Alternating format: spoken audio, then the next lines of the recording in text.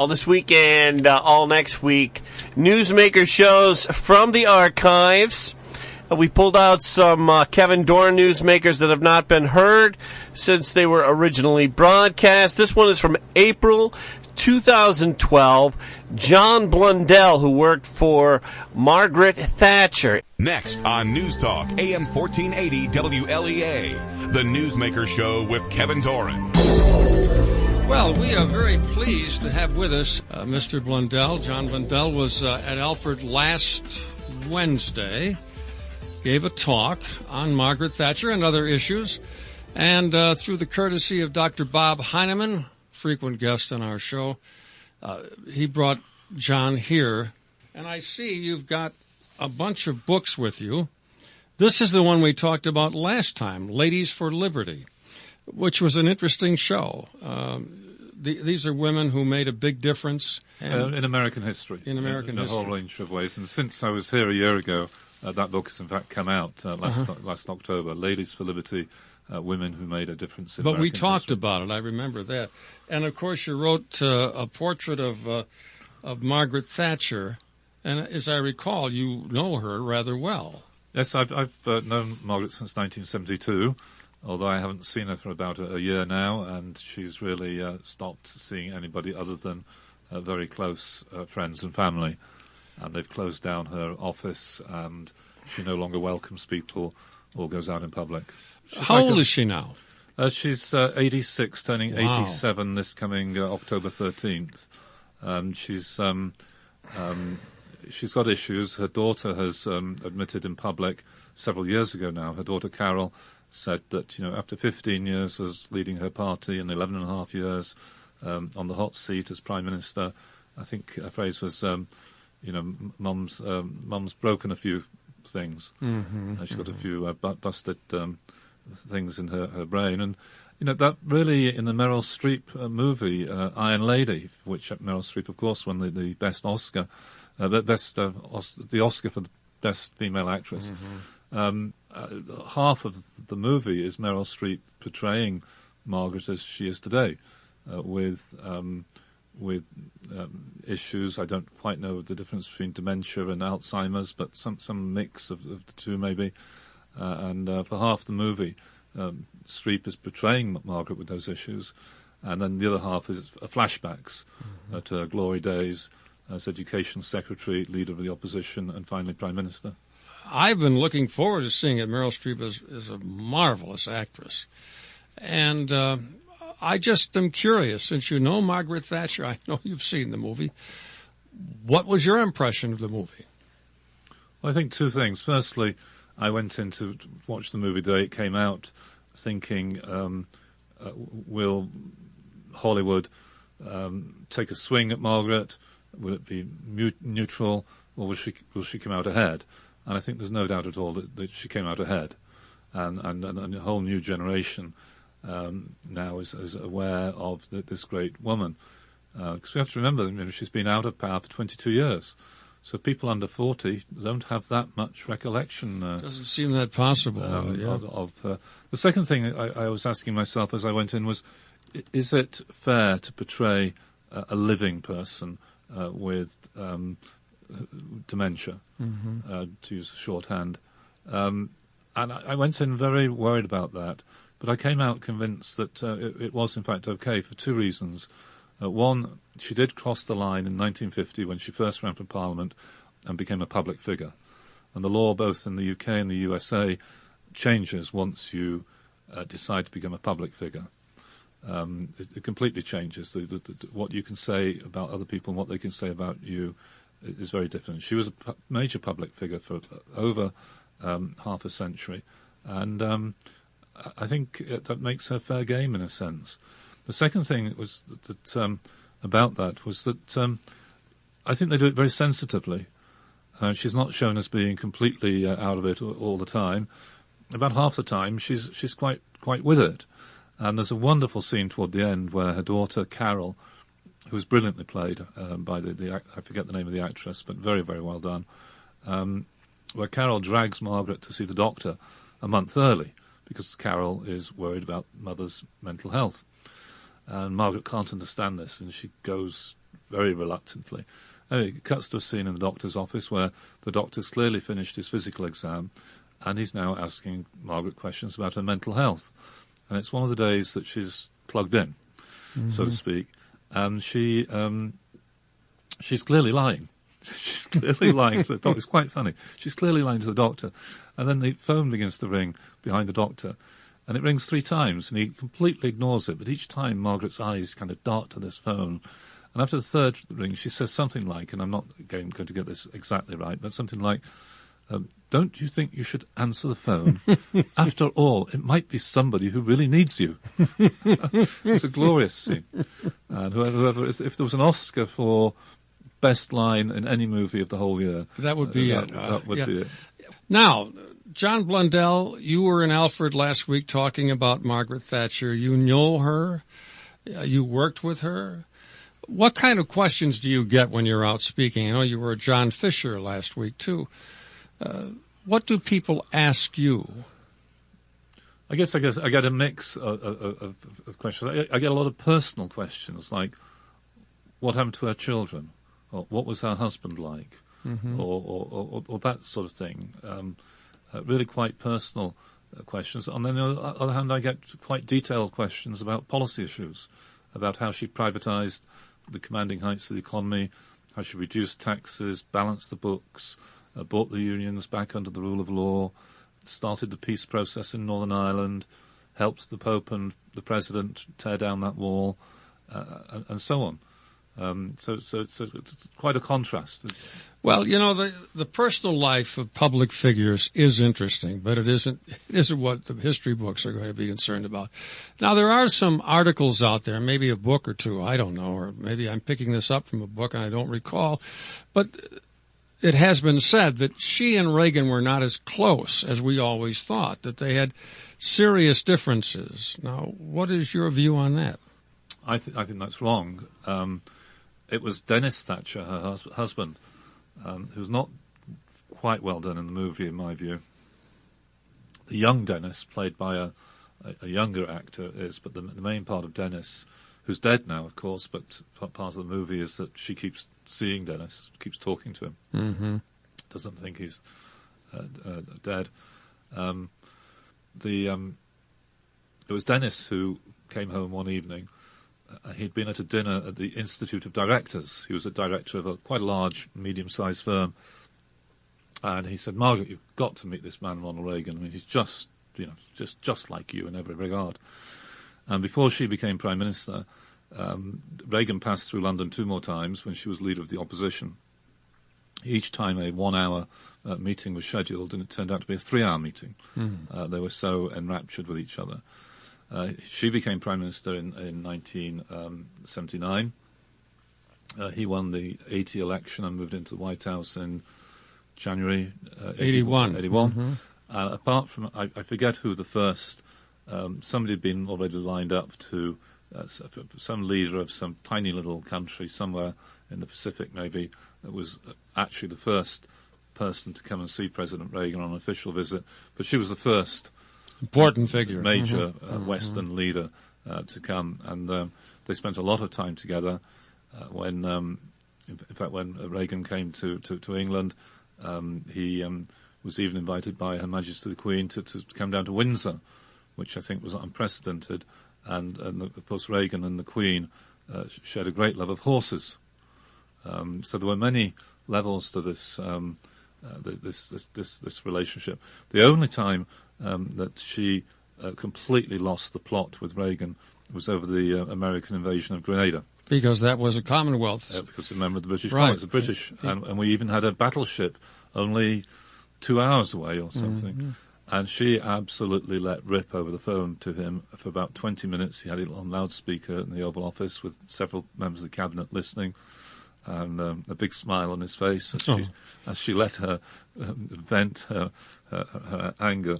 And in the end, he said to her, look, I would have loved to have told you, but I was advised by the State Department that your Foreign Office leaks, and that if we told you, that it would have leaked, and we would have lost a lot, potentially lost a lot more of our ground troops that we were landing. And so he kind of apologized and gave her an explanation. From then on, because 10 Downing Street, if you come out of 10 Downing Street, the building facing you is the Foreign Office, or what you would say State Department. And from then on, Margaret would point a finger across the street and refer to the traitors. Well, there's certainly, in World War II, there were certainly a lot of guys in there that were communists and were working both sides of the fence. But we had the same problem here under Roosevelt. Communists were very high up. Well, now, John Blundell, we've been talking about Margaret Thatcher. We've been talking a little bit about the movie.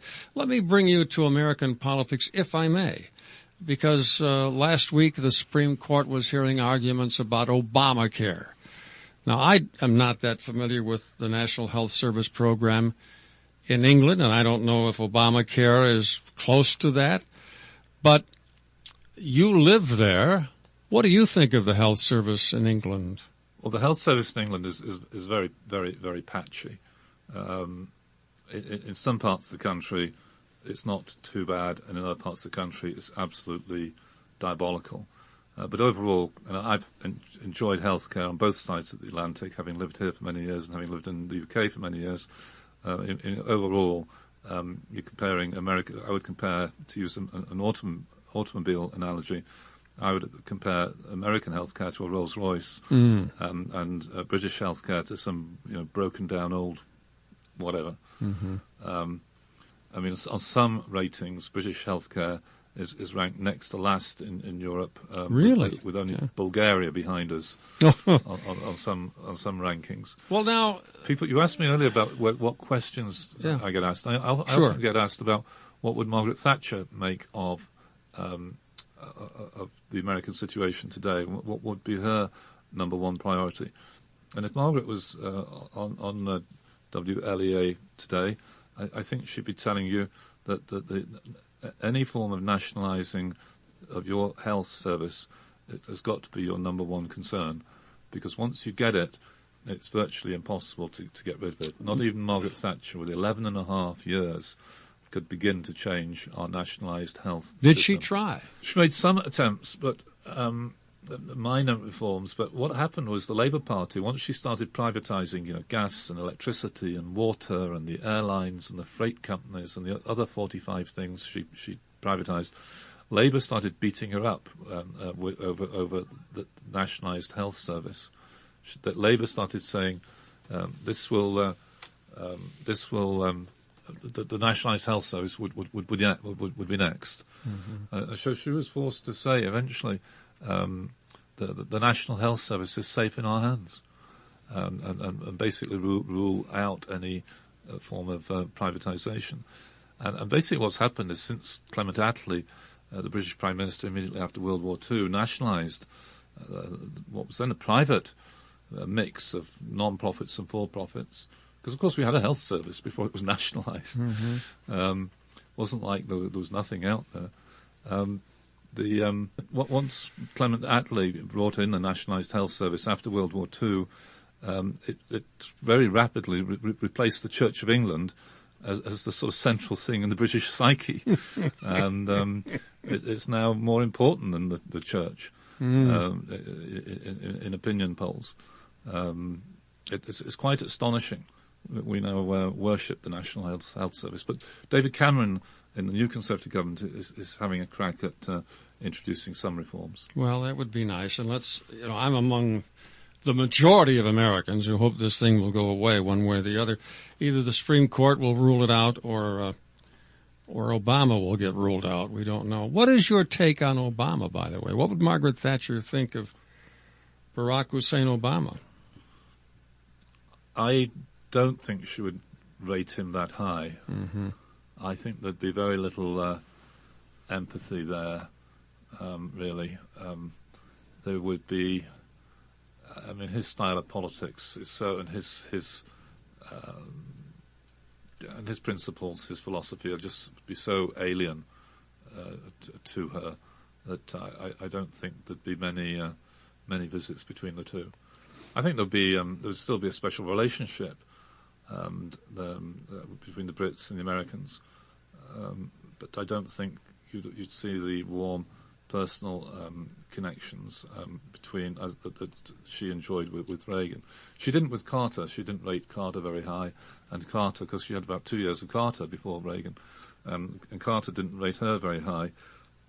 He once complained that when she came to visit him, he couldn't get a word in edgeways. And, she was quite friendly with Bush the first, but nothing could top the Margaret relationship with Ronald. Well, they saw the world the same way, didn't they? Oh, totally. Yeah. Mm-hmm. I mean, from a very early age, both of them knew that communism was not the way of the future. Neither of them believed in the communist statistics about economic production.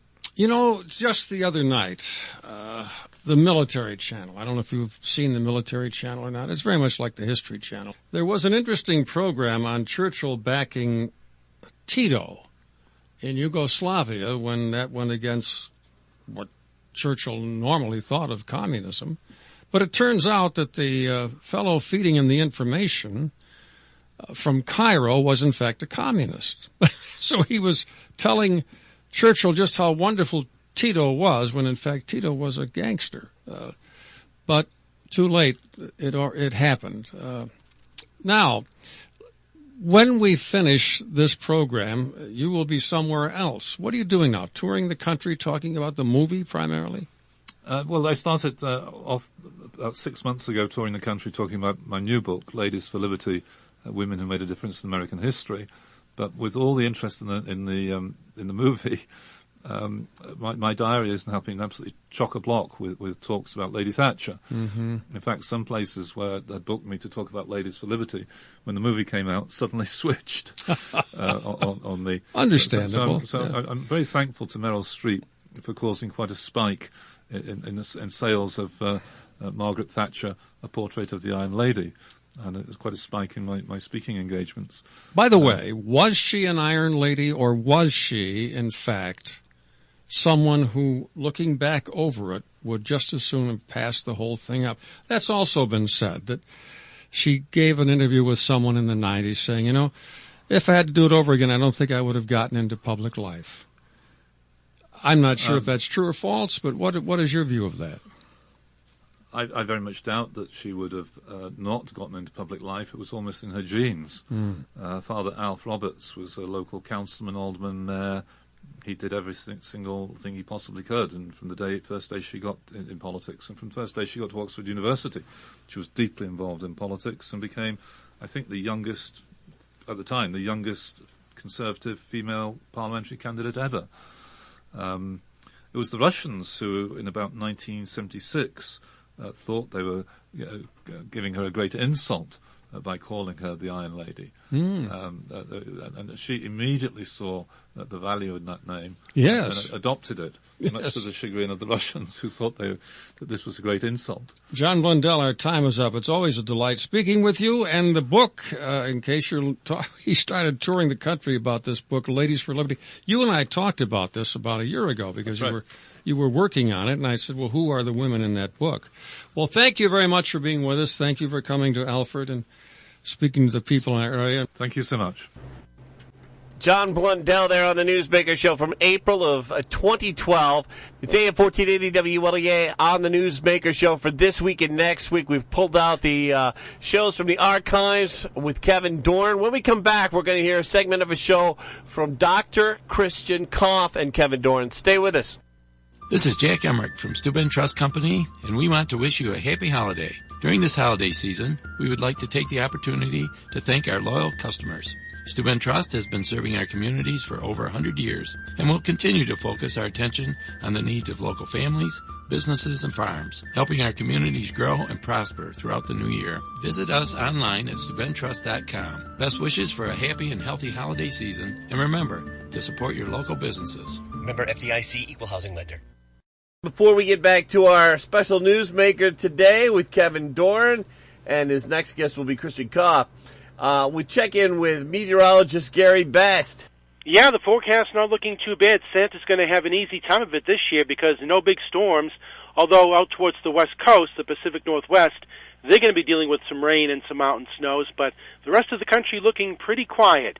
This morning's sunrise was at 7:38. It'll set at 4:43 this afternoon, and we're not going to see much, if any, sun during today. A lot of clouds. There'll be some occasional snow showers out there as well, but any accumulation would be under an inch. High temperature between 32 and 36. 20s for tonight. Some scattered snow showers around for Christmas Eve, and Christmas Day cloudy, just a few flurries. Temperatures again around 32 or so. Maybe a flurry for tomorrow night in the 20s, and a few widely scattered flurries on Wednesday. Mostly cloudy with high temperatures in the 30s. We'll have some sunshine and milder weather on Thursday, and then probably some rain or showers by Friday. Okay, Chris Kopff, University of Colorado. Story in the New York Times yesterday. I don't know if you got a chance to read it, but it's about what's going to happen in the very near future. They said it won't be long at all. You walk into a store, and the minute you go in there, they have the information on you. Here comes Chris Kopff. This is how much he makes. This is how much money he's got on his credit card or our credit card that we issued to him, and you buy things. You don't check out. They know the minute you walk in who you are. They identify you by a series of, maybe something in a watch, it may be facial recognition devices. They know who you are, so they know how much money you have. Right. So when you hit the limit, off. Exactly. They'll also know that. You walk into a store and all the lights start going on and off, and the beepers start going on. And then the cops come and get you, charge you with fraud. But listen, what do you think? I mean, listen, I know it's a brave new world, and I know that Orwell was smarter than he thought. He thought he was predicting the future, but, he had no idea how fast it would get here. He called the book, 1984? Yes, 1984. He wrote it in 48, so he called it 1984. But the thing is, I don't think even Orwell could have imagined this. Maybe he did. But the point is, it's going to happen whether we want to or not. What do you think about that? Well, yes. There are the two issues. One is, once we have the ability to do things, we start doing them. And, of course, that's the problem, because there are some things we can do that we probably shouldn't do. And right now they have so much information on us. They can look from the satellites and tell where we are. States are having to pass laws forbidding people to shoot down drones because there are all these Americans who want to shoot down drones. Talk about privacy. So we have this big deal about privacy, and this is the interesting thing, is you and I are old enough. Back in 1973, privacy was the argument, the right to privacy was the argument for abortion. Yeah, that's right. Well, now there's no more privacy. Yeah. And when we say there should be privacy, and this is what, Rand Paul, the senator from Kentucky, is using to plug his campaign, is to go around and say, we have to do something. And everyone else is saying, it's too late to do anything. They already know everything about us. Angela Merkel is absurd to complain that we're spying on her. We're spying on everybody. Mm-hmm. I mean, why should she be special? Yeah, she should be left out if they didn't spy on her. What, am I not important enough? That's right. Why are you not spying on me? I'm sorry, Angela, we're so busy. I mean, the only thing that's left of privacy is they have so much information that it's overwhelming. So it's hard to keep a track on ordinary people. But it's still, they have the information. And I've said this now several times, but I can't believe they allow the show Person of Interest on television, because the premise of the show is that the government, you are being watched. Michael Emerson begins every show by saying, you are being watched. The government has a machine that watches everything we do. All they care about is terrorism. So it means they leave things out. But that's just because they're interested. They have the information. Mm-hmm. And the show's segues from different scenes are showing everybody walking around with little squares around them because the government knows where they are, and all of these things that are supposedly traffic lights, etc., are really spy machines to keep an eye on us. Well, that's why do they let that show on television? It's really giving the entire government away. Well, people probably think it's fantasy, and most people don't realize that. If you have a cell phone, let alone a smartphone, if you have a cell phone, they know where you are at all times. Yes, and I will say the television, crime shows have started to reveal that. How are we going to find this guy? Oh, it's right here. It's on his phone. Yeah. So, you know... He's in the men's room at the club. Exactly. Yeah. Exactly. See, they know where we are. They know exactly, they know exactly what we're doing. And I mean, the only positive thing is they basically know metadata. They know who we're calling, who we're talking to. They don't always know the exact details. But so what? They can find so out. Much yeah. information on us. And you can tell a lot. I mean, the fact that you're talking to me and not to George Soros already says something. Well, I keep calling George. He's not returning my calls. I don't understand it. Listen, Chris, we're down to a few minutes, and I know that you cited an article in the Times again, the paper I love to hate, about free trade. They're finally admitting that free trade has, no kidding, America, hurt the country. Talk to me about that. Well, again, the fact that the New York Times officially notices something is itself news. And for a long time they've been saying, oh, free trade's just so totally wonderfully good and only a few nuts don't oppose. They published an excellent article. Now, it was on April 1st, but it's no joke, by an economic journalist named Thomas Edsall, Edsall, and he shows that there is a substantial amount of evidence from the World Bank, from economists all over the place, University of California, etc., showing that the development of trade has brought wealth to the middle class in China and India and taken it away from us.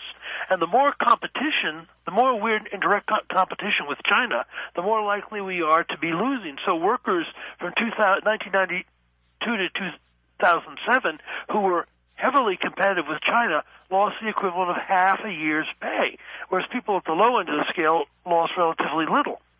And the significance of this is, unrestricted free trade is not good for countries that have a lot, much better for countries that don't have a lot. Secondly, insofar as a middle class, healthy middle class, is a part of a democracy, and it was in ancient Athens, it was in ancient Rome, it wasn't in medieval Florence, and it was in our country, the hollowing out of the middle class probably bodes ill for the future of free institutions and consensual institutions.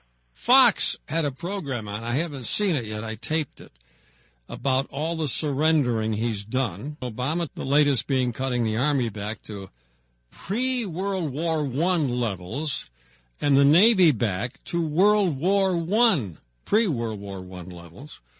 In other words, leaving us pretty much defenseless. And, of course, all the other wonderful things he's done. People are beginning to say, hey, this he's not making mistakes. These are intentional. Yeah. These are intentional. You can't say he's both brilliant and he's a screw-up. It has to be one or the other. Yeah. And the fact is, everything he does makes sense as a policy to eliminate his potential enemies. People in the armed forces tend to be more conservative. Small businessmen tend to be more conservative. Middle-class people tend to be more conservative. And he is systematically eliminating those elements from the economy and from the political life of this nation. Well, I think Mitt Romney was a good man. I agree. He is a very, very bright guy. I don't know how bright Jeb is, but the fix is in. They've already said the big financiers of the Republican Party have already declared for Jeb, and that's what makes the difference. No, that's exactly right. You just wander into the meeting. Rand Paul wasn't even invited. But I'll tell. He's wasting his time out in Iowa, hoping to win the Iowa caucus. Won't make any difference. He might win it, but. Well, yeah, I think he has a good chance. However, he won at the CPAC meeting. Yeah. But see, that's just a bunch of kids, basically. I mean, if they don't put Rand Paul or someone very much like him on the ticket, I don't care who Jeb is. You're going to have to placate the real conservatives in the Republican Party. So, well, their attitude is that we can drop dead and we can stay home, and they're going to get all these, natural conservatives on the illegal immigrants. And they're never going to vote Republican in our generation. Listen, time is gone. Chris Kopff, always nice talking with you. Now stay tuned for more news on AM 1480, where news comes first.